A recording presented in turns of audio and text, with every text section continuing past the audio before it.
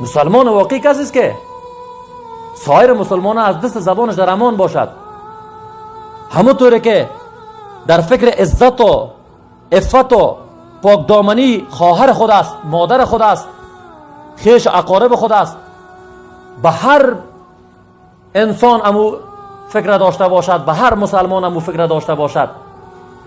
زمانی که چشمش بالا میبیند یک نامحرم پایان بندازد، این دستور الله است.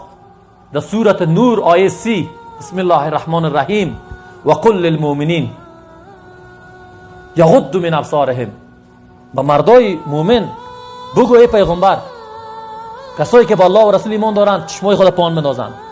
چشمای خود پایان بندازند یعنی نبینند. حالا شما ببینید نفر در صف نماز میرد اما میبرد سر تا به بالا خواهر مسلمان ما را نظاره میکند. این کجا ایمان است؟ این چطوری ایمان است؟ و رسول الله صلی الله علیه و آله میفرماید مسلمان واقعی کسی است که چیزی را برای خود دوست دارد به برادرش دوست داشته باشد. مسلمان واقعی کسی است که آن چیزی را برای خود میپسندد برای برادرش هم چی کند؟ بپسندد. اینجا کمال ایمان نیست، کمال ایمانداری و تقواست.